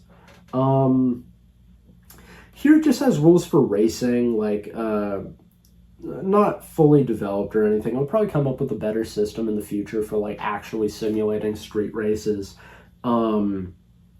But this is kind of like a best out of 3. Like it might be like there's rounds of racing, and so for the first round you might be like, hey, I'm gonna roll reflexes, and maybe you can't roll the same stat twice, and so you have to be selective about when to use your best rolls and your worst rolls, and things of that nature. Okay, so from here we get into vehicle combat, because of course you want to know how to get into a big vehicle combat, right? That's the fun of cars. Yeah, so here it just says hull points represent the hit points of a vehicle, reflexes is the handling. Oh, and so that's why it says even large unwieldy vehicles can have high reflexes, because it's not about how nimble the vehicle is, it's about how good the handling is. If your vehicle has negative reflexes, it has a +1 to being hit if they're trying to target the vehicle, not the passengers of the vehicle. It has a +1 to being hit for every -2, and a -1 to being hit for every 2 points in reflexes. How does that make sense? So part of it can be factored into your driving. If you're driving good, you might be able to avoid taking damage. The other thing, though, is you might look at a semi-truck that has, like, or a lorry, for my non-existent British fans who aren't real. You know, it might have +8 reflexes, but how are you going to say it's a small target? Like, how do I have a -4 to hitting a semi-truck? Just think of it as being able to actually land a damaging blow. You might be able to hit a semi-truck pretty easily, but that doesn't mean you're going to do damage to the thing, because if you're just shooting the giant container on the back, that's not hurting anything. If you're taking out a wheel, it's like this thing has like a lot of wheels, you know, you're going to have to do better than that, right? So that's kind of the logic behind it. Damage dealt to the vehicle subtracts from its hull points. When a vehicle's HP is reduced to 0, it crashes, dealing 2d6 damage to everybody inside. This could also be true of failing, you know, doing risky maneuvers. You might fail certain checks in a vehicle and crash and do damage to everybody. That's fine too. While there are no penalties to hitting a specific character while they are inside a vehicle, they are protected by the vehicle's armor. All damage dealt to passengers, not the vehicle itself, just to passengers in the vehicle, is subtracted from the armor until it is reduced to 0. Vehicle's armor does not protect the vehicle's HP. While in a moving vehicle, all accuracy checks against someone not in a vehicle take a resistance die. There is no accuracy penalty when attacking another vehicle or its passengers.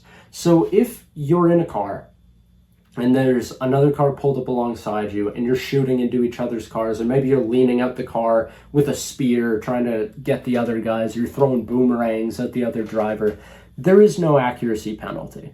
You are each protected by the vehicle's armor. You each have your same chance to get hit as you would normally have. You can also choose to attack the vehicle and destroy it and crash it and hurt everyone in the vehicle and escape. But yeah, there's no accuracy penalty because it would be super lame, and that's not fun. There is an accuracy penalty, though, if you are in a moving vehicle attacking someone who's just standing on the street. Because you're blowing by super fast, it's going to be hard for you to actually take time to aim.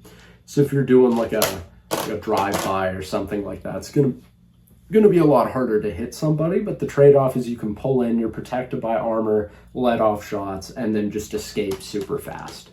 Can be good just to like mess with people, I guess. Yeah, vehicle combat, whatever. In a regular combat, vehicles have double movement speed and deal d6 damage for every meter traveled when colliding with opponents. Half this damage is dealt to the hull of the vehicle. Melee attacks made from a moving vehicle gain +1 damage multiplier. So if you're in vehicle combat, either against another vehicle or against somebody else, if you're driving on a motorcycle with a spear and you get someone with a spear or a sword, you're going to do double damage. This is also going to apply to horses if you're trying to run like a Wild West or a medieval kind of combat thing. You know, you usually might not use like a battle map if you're doing a vehicle-on-vehicle combat, but if you have someone on a motorbike in a larger regular combat, you've got a map. That's how you keep track of that. So it's less accurate for ranged attacks or any attacks. You do more damage, you move around. You can also hit people with vehicles and do a ton of damage, but it's going to damage your vehicle. Vehicles are expensive. The costs are listed there. I don't think it's listed. Oh yeah, so here it says the weekly or by session, depending on how you run it, cost of maintaining a vehicle is $100 times the vehicle quality. This is used to track how much fuel, like refueling it, also just maintaining it, stuff like that. There's like a weekly cost to keeping your vehicle in working order. And then it also says consumption of fuel is doubled in the feedlands. 1 week of fuel takes up 5 slots of inventory space. Stuff like that. That's kind of just a whatever rule. In the DLC, because I realized it isn't in the base rulebook, there is no rule for repairing a vehicle once it's been damaged. That's because 90% of the time you're using stolen cars and you're ditching them right after using them. Like you're going to steal a car, use it for a mission, and then torch the car and just go steal another one when you need it. But if you own your own vehicle and you want to repair it, in the DLC it just says that you pay half the cost of that quality of vehicle to get a full repair. So let's say you have a quality 4 vehicle, it costs, or let's say you have a quality 3 vehicle, that costs $8,000. Repairing a quality 3 vehicle is going to be $4,000 to fully repair it back. So it might not be a big deal if you have a couple scratches and bumps on your car to just kind of leave it. You might be able to use scraps or crafting or a repair kit to fix it up. But when the time comes, that'll be the time to do it. There's other vehicles, like there's more of everything in the DLC, but we got all kinds of things. You've got the Adair Kybertruck, the T8000 supercar, the Sasquatch APC, you've got the 8-wheel Conquistador limousine, the Mercury, the Panda 6, the Vargas Black Shadow racing bike, all the way down to everybody's favorite, the Alamo Bros 62 Cruiser, or as my party has always called it, the crime van, because it is the most accessible vehicle you can steal that can fit every one of your party members and is just the perfect getaway vehicle. It's a trash vehicle, but it can fit the whole gang and you can steal them easily. Tons and tons of different vehicles. They all have their different stats, their different lore. They all have different amounts of seats for people. They all have different amounts of storage. They're all good for different things. Everything from semi-trucks to armored civilian vehicles to skateboards and bicycles. Oh, I don't think the bike is actually DLC. Pedal bikes are DLC. And yes, a skateboard is $2,000 in this game. Sue me. It's the Supreme. It's the Supreme skateboard. Yeah, all sorts of different things. Here there's rules. So the rules are only quality 3 vehicles or lower can be hot wired. So that's just you roll commit crime to smash a window, hot wire the car, and you can just take it and go. Quality 5 or any vehicle of quality 5 or lower can be stolen with a skeleton key, which is a data chit that you can just use to hack anything. And then quality 6 and 7 vehicles require a data knife to be stolen. Vehicle firewall ratings are equal to their quality. So it is really hard. You have to actually hack into, with a data knife, a Q6 or 7 vehicle to take it. Q4, Q5, anything under, you can use skeleton keys to use as a whatever to take it over, but it's only low quality vehicles you can hotwire. And when we do car theft, I think it's in the hustles, but just to go over it, the skill checks I do at my table, if you want to steal a car, in the zone you can only steal generally quality 1 to quality 3 vehicles. In the haven, or in the communities, it'll be quality 1 to quality 6, and then in the havens it'll be probably quality, might even be quality 5 to quality 7 or something like that. So you're going to roll a commit crime check, so that's secondary street smarts, that's a 15 plus my commit crime. And then I would, if we're in the zone, I take a D3, I roll, so I rolled a 1, so that's a -1, and I steal a Q1 vehicle. If I rolled a 2 on the D3, that would be a quality 2 vehicle. I knew I would have a -2 to that check. So it's a -1 equal to the quality of the vehicle to hotwire it. Just how I run it, that's how it is. And then generally the rule of thumb is you take 1 heat.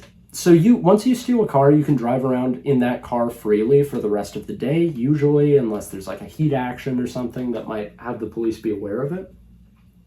And then you're going to take +1 heat every additional day you keep a stolen car, that you drive in a stolen car, sorry. So you can steal a car and then hide it out in a warehouse and then pull it out a week later for a mission and take a heat. But generally speaking, once you steal a car, the clock is ticking and you don't want to just keep a stolen car. If you steal a car and drive it around every day, you're going to have a ridiculous amount of heat. The cops are going to bust you for it. It's just a super dumb crime to get caught for. What you want to do is you want to steal the car, use the car for what you need it for, and then either hide it again for an emergency or just pay some hooligan or $100 to torch it for you. And you just want to ditch them. That's what most people do in the zone. You take a car, you ditch it. And how common vehicles are in the zone is kind of up to you. Maybe there's narrative consequences for running around stealing cars. Who in the zone has these expensive cars? Maybe it triggers a combat trying to take a car. Maybe if they fail, they get caught doing it. It's kind of up to you. But yeah, stealing cars happens a lot at my table. If it happens a lot at yours, awesome. The next one we get into, I'm just going to say now there is a section on vehicle upgrades. It's really, really rudimentary, but you can modify vehicles to make them better at different things with the cost of them being worse at others. In the DLC, you get to customize data knives as well. Fun fact. But yeah, here it takes us into Raptors. Because every single cyberpunk-inspired thing needs a form of tilt-rotor aircraft, and GETO RATZ is no exception. So any tilt-rotor aircraft is called a Raptor. They're divided into 5 different classes. There is the Condor class, which is for private transportation of VIPs. So these are usually small, more luxury-sized. This is going to be like how CEOs and executives make their way from one office to the other or across the city. Is going to be in their private Condor class Raptor.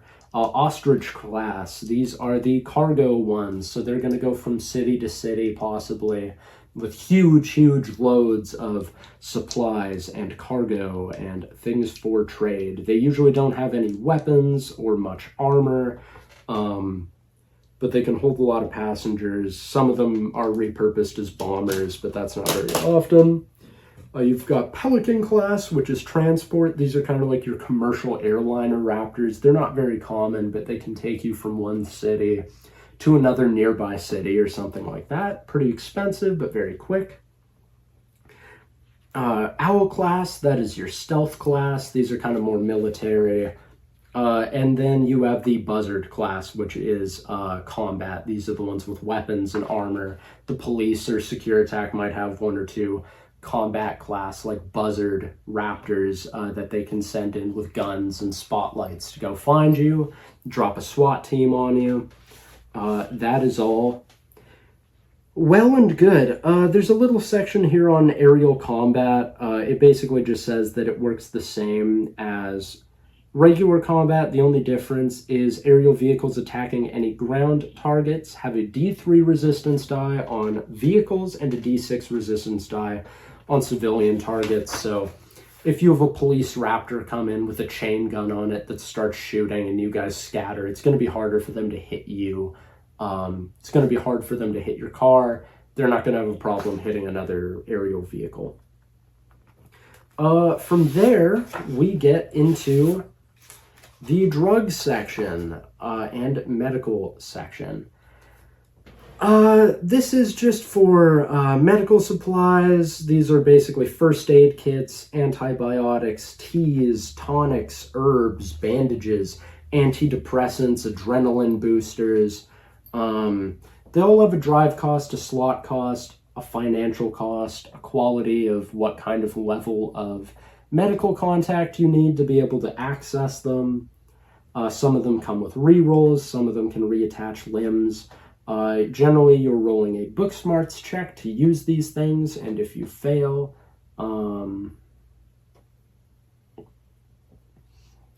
if it fails, you either use up the stuff you're going to use, you do a trauma to a person. It's all basically pretty straightforward. Fun fact, it's pronounced vitamine, not vitamin, because they are vitamins with amphetamines in them. That's why they're called that. Really not. Suncidol is an antidepressant. There's really not that much to say about the meds. The one thing I will say, please buy adrenaline boosters. I have to tell people all the time, guys, adrenaline boosters are an item in the game. Please use them. What it does is it does 2 trauma to you, but it lets you re-roll somebody's cheat death. So somebody gets downed and dies, you can hit them with an adrenaline booster and re-roll their cheat death. It has a base cost of $500 on the black market with the generator. It's usually going to be cheaper than that. Buy adrenaline boosters if you have money. Buy med kits. Med kits are going to be the difference between party wipes so often. Like, just have one person with a med kit in the party. Hey, give everyone their own med kit. They cost a couple $100, and they can literally save your life so many times over. Here we have medical procedures. The custom rewire virus is $20,000 for a point of sin. If you don't even want this as an option in your game, don't do it. There's different things like organ transplants to get rid of mutations, prosthetics to get rid of scars. Installing Biomex has a small fee. Dopamine injections can take care of your stress without risking drug addiction. Emergency surgery takes care of your trauma. Blood transfusions give you your blood back. This is the stuff that your black doc is going to be doing. So your neighborhood unlicensed physician can take care of that. And this takes us into like our illicit drug table. So the first thing here is the super cool vice table. It's got strains of marijuana, types of alcohol, different brands of cigarettes, each one giving its own bonus and having its own penalty. I like this because it's funny. And it also just gives you a ton of different brands to use. If you're running bars or if you have different types of cigarettes, you can be like, all right, he pulls out a bottle of Zarbamba vodka and begins smoking on a cosmonaut cigarette. It's just fun for world building. I don't run it with these rules anymore. What I have now is just what I call liquid courage. And anytime a character drinks a sufficient amount of alcohol or smokes a sufficient amount of cigarettes, you just have a +2 to your next skill check, whatever that skill check is. So if you get super drunk, +2 to your next roll, whatever that roll is, and then the effect is gone. It's mainly just for a roleplay thing. If you really are married to this idea, you can use it. I don't use it that much. And then I still have the other ones that give you zeal, but they're just more expensive. Now we get into the good stuff. Street drugs. I always, when I have to describe this game to someone to try to get them hyped for it, I usually say that Ghetto Rats is a game that encourages you to be a methamphetamine addicted, double-barreled shotgun wielding homeless wizard mutant. And that's usually enough for people to kind of pick up the vibe of like mechanically what is this game leaning on. Drugs all have their drawbacks, they all have their benefits. So how does it work? Every drug has its own different stat, same as all the other ones. There is BUF, which are the buffs that the drug gives you. There's SEF, SEF, which is the side effects. There's DUR, which is the duration. DUR, it's terrible. Duration represented as, so example, DUR 3 would be a duration of 3 hours. You have mental addiction, or MAD, which is how likely you are to become addicted to a drug. So whenever you have to roll an addiction check, you're rolling with your grit or muscle. your athletics or your grit in order to resist that addiction. So your physical health or your mental health is going to make you less susceptible to drug addiction. And then every drug's MAD is going to be the penalty. So if a drug has a MAD of, here it says MAD 4, and you would roll, say, grit or muscle with a -4 to become addicted to that drug. So let's say I have 2 points of grit. I'm rolling to become addicted. The drug is a MAD of 6, so I'm rolling a total of -4. That's an 11 -4. I am now addicted to that drug. And there's a table for that we'll get to in a second. So every drug in the game, it used to be that every single drug had its own unique stats. That became way, way, way too tedious to manage. So the way it works now is there are 1, 2, 3, 4, 5, 6, 7. Okay, yeah, there are 7 different types of drug in the game. And in the DLC, there's an extra one. I'm not going to spoil what it is, but there is an additional one in the DLC. But in the base game, there's 7. You have designer drugs, which are mainly just to lose stress. The big benefit of designer drugs is you lose a ton of stress, and they aren't as addictive or as bad for you as other drugs are. They don't have, but the serious penalty is you get super, super inebriated. Like, these are not combat drugs that are going to make you better in a fight. They make you completely useless at everything for a few hours, but they just nuke your stress. You have opioids, which make you more susceptible. They essentially act as a painkiller. So you don't take any skill check penalties from your trauma. The trade-off is you have half drive, they're super addictive, you lose a bunch of condition taking them. Opioids, very, very bad for you, but help you resist pain.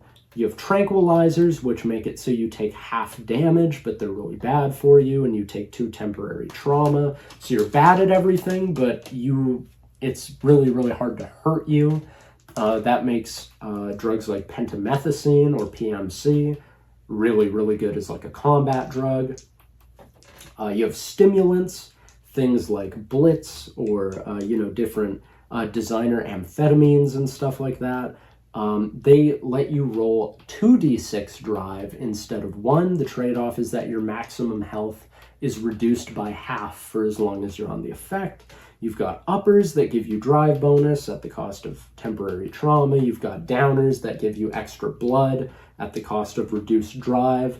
And you've got hallucinogens, which make you take more stress at the cost of being better and more effective at casting spells. So if you want to be a magic user, taking a bunch of acid is going to make you better at spell casting. If you are, a sword fighter, taking a bunch of methamphetamines is going to make you better at sword fighting. If you are in a gunfight and you need to heal quickly but don't have a med kit, you can take a bunch of pills and get your blood back up a bit, but now you're going to be moving slower. There's a bunch of different things, and then every drug has, some of them have one effect, some of them have multiple. So for example, neocaine is a high-grade synthetic cocaine that is a big party drug. Everyone loves it. Very, very expensive. It's worth a bunch of money. What you're going to notice is that neocaine has 2 listed effects, upper/designer. Kenyceptamine, aka CAT, is a tranquilizer that's used as an anesthetic. It is listed as a hallucinogen/tranquilizer. What does that mean? It means that it has a different effect based on the dose that you take.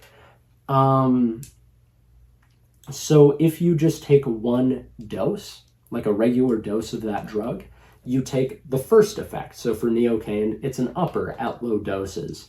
For CAT, it is a hallucinogen at low doses. If you take double the amount for a regular dose, you get the second effect. So at high doses, neocaine is a designer drug. So at low doses, it gives you a bit more energy, makes you, you're going, you're feeling good, you're talkative, you're, bleeding out of your nose a lot, making a fool of yourself a little bit. At a really high dose, you are just laid out. You're not talking to anybody. You have no idea what's going on. You're way, way too high. For cat, at low doses, it's a hallucinogen. Minor doses of it, you're going to see things that aren't there. You might be speaking nonsense. You might be laughing. You might be stressed out. At high doses, it's a tranquilizer. It's just going to lay you out. You see that for a few of these. Percotone is like a opioid with a bit of amphetamines in it. At low doses, it's an upper. It makes you angry. At high doses, it's a tranquilizer. So it has kind of like contradictory effects. Cactus juice or mexylene is a upper at low doses, a hallucinogen at high doses. Paladine, which is a cough syrup, it's a downer at low doses. It's an opioid at high doses. You can just get different effects out of different drugs. You're also going to notice every drug has different quantities and costs listed. This is how much it is to buy. It is also noteworthy that this is how much it's reselling for. So these tables can be useful if your character is selling different drugs on top of just buying them. So if we go back to Neocaine, a dose of Neocaine is 0.2 grams, so it's 5 doses per gram. They sell for $40 a pop. A gram is 100, an 8 ball is 250, an ounce is 1,800. 25,000 for a pound, 60,000 for a kilo, 40 million for a ton. Why would you need to buy a ton, like a metric ton of Neocaine? Why wouldn't you want to, right?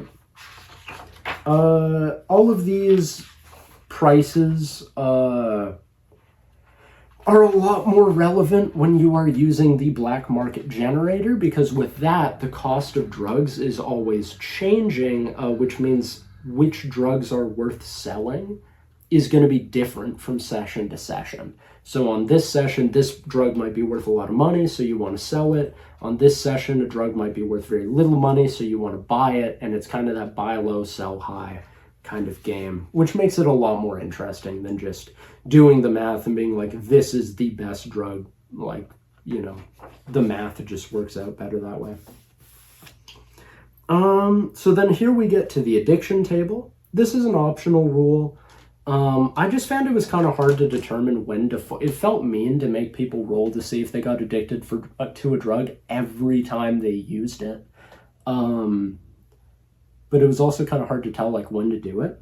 So now we have this D6 table. So every time you take a drug, like a serious drug, you get intoxicated, you roll a D6.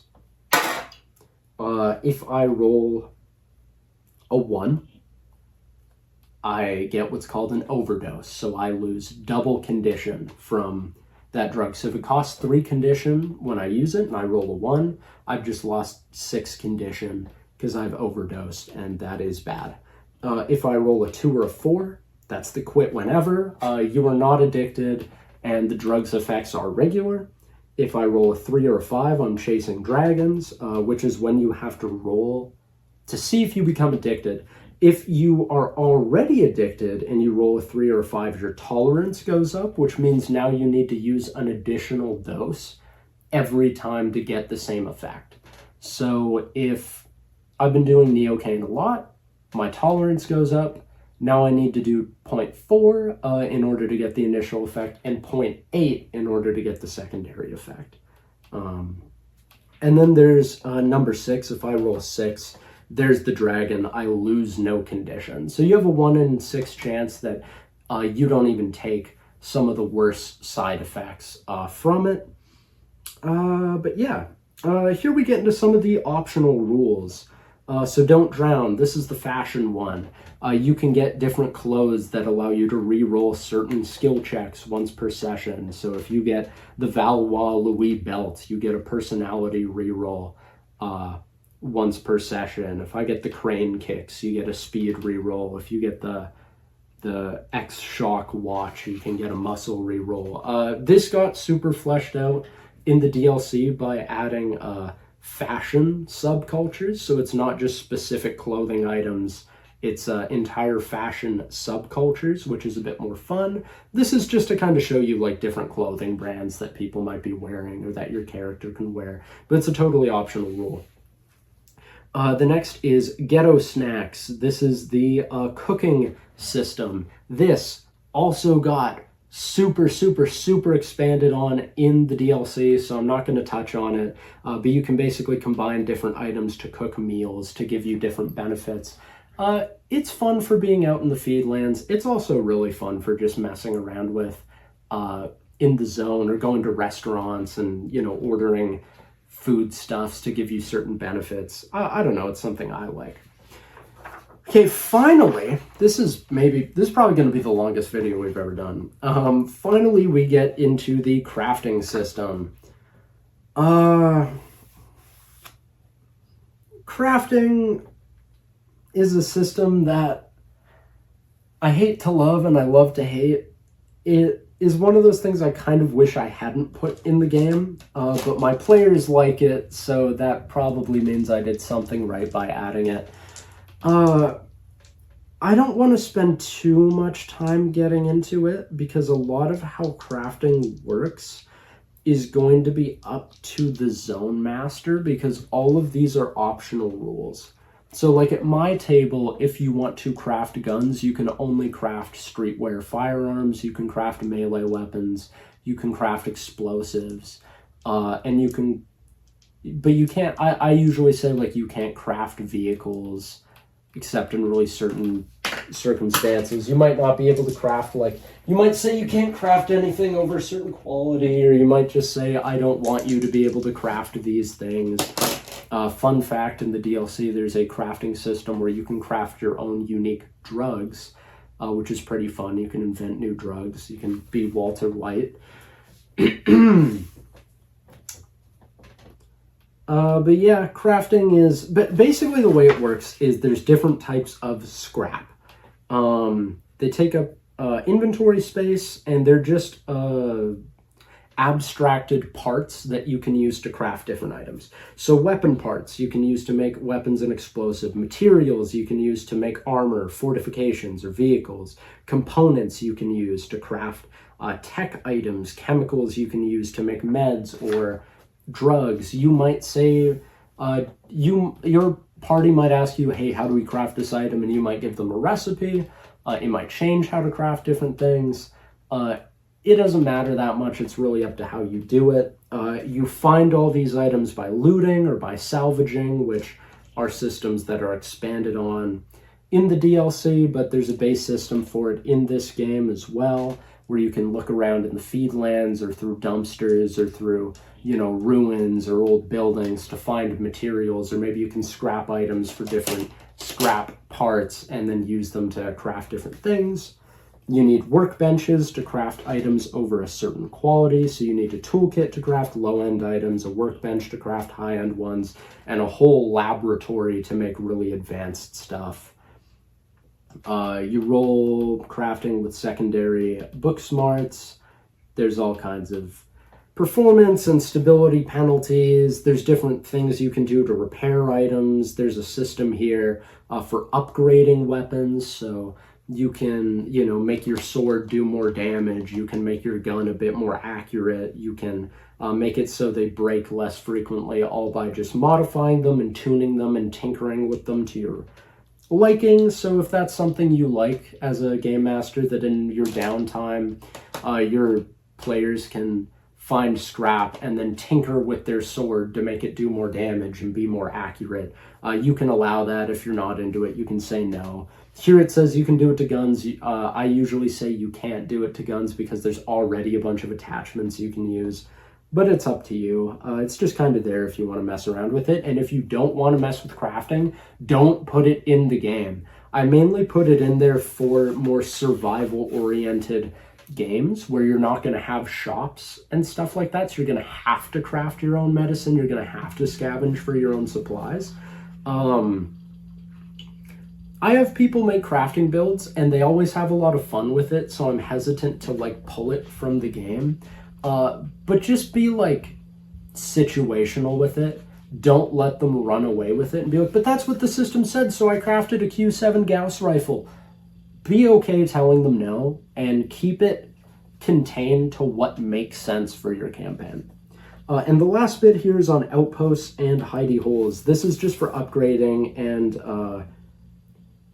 you know, kind of setting up your base. It's like a base building mechanic. It's really, really straightforward. It's just, it's useful in like a feedland run if you want to set up outposts all over the region. So whenever nightfall comes, you're like, oh, I have a nearby outpost. I like to Dying Light, and so I kind of wanted to have that where you can set up outposts all over the ruins of a city. So if you get caught out at night, there's always an outpost nearby you can run to. And then based on how much time you spend fortifying it and repairing it, it's more resistant to attacks. So maybe your outpost that's really high end is going to make it so twisters can't get in, but every time they attack, the defenses are whittled down. You have to repair them.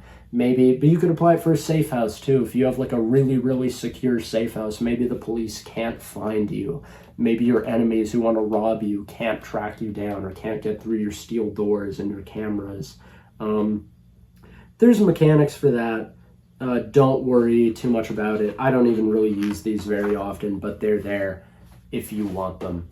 And that was Gats Glaives Gear. So many optional rules, so many subsystems, so many rules to rule on as you see fit, and so many items. It's one of those things where it's going to be like, if you're into it, your players are going to love it. And if your players are not into this stuff, they're going to hate it. I find people usually get pretty into it, but this game is a bit resistant to more casual players. In that sense of a lot of people that have not played the game before are going to get choice paralysis because you're going to give them so many options of like, they're like, oh, can my character use a pistol? And you're like, great, there's 150 pistols. Which one do you want? They're going to go, what?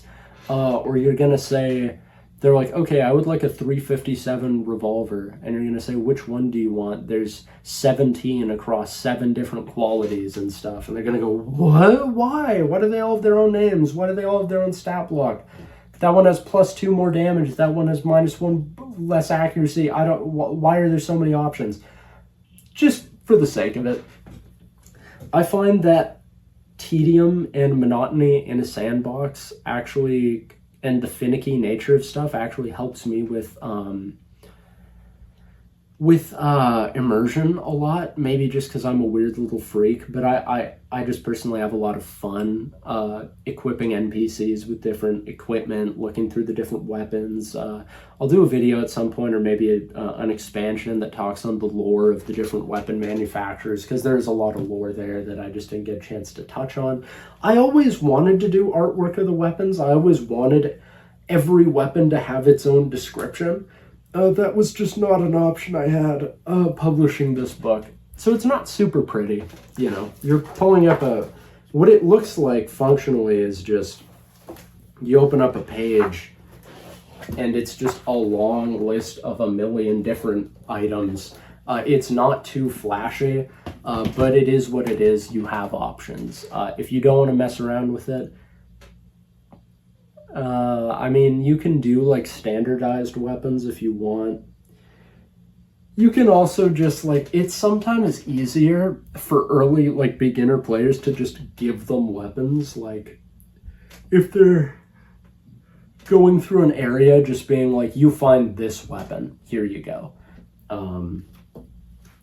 Another thing that I've done before is have the arms dealers have a fixed inventory. Normally what I do with this kind of stuff is if your party members are buying items, like here are the prices of the different qualities. This person has everything from this quality to that quality. And then they can just flip through either if they have the book on their phone or if you can pull it up and be like, okay, which weapon do you want? They're going to go Q3 pistol. I'm going to take this one. With some guys, I've had it in the past where different vendors have fixed inventories, so they're going to have just a list of like maybe 10 different weapons. and then a cost next to each of them, and some of them might have attachments, some of them won't. It's a lot more work doing that, but it can force your players to mess around with weapons they normally wouldn't. It can take out of circulation weapons that you don't want in your game. The other thing it does is I ran it where if the party didn't buy it, other NPCs would. And so they would, like in that particular campaign, they were running a hula gang and they were at war with a bunch of different gangs. And so when they would visit the arms dealer, they would see, that's a super high-end rifle. We don't even need that, and I don't want to spend $3,000 on it, but we can't afford our enemies to get their hands on that, so we're going to buy it so they don't have it. And there would be certain like kitted out, customized weapons where if the party didn't buy it after a couple sessions, it would turn up in the hands of an NPC in a fight, and they would go, oh no, they got the really crazy weapon we couldn't afford. That's too bad. So it's fun for that, but don't do it if you don't feel like doing it. The quality system really, really helps hold your hand with this kind of thing, but there's a lot of options. There's a lot of finicky little tweaking and tinkering and customizing weapons and stuff like that. If that's not really your thing, too bad, kind of, because that is a pretty big part of the game. Not the biggest part of the game, but there's a lot of that, and all of that to say, the reason it's set up this way is to make your own. Come up with your own weapons, come up with your own unique things and throw them into the game and have your players mess around with them. They don't have to be balanced. We spent weeks balancing all the weapons in this game, but they don't have to be balanced, right? Mess around, have fun with it. Be that double-barrel shotgun wielding wizard on Blitz. It's a good time. Throw yourself into the ocean of weird equipment and watch the emergent gameplay unfold. What does your gear say about you? So yeah, anyway, that's all. Thanks for watching, and I can't wait to get into the next video, which is monsters, and then we are almost done the book. See you guys in the next one. Later.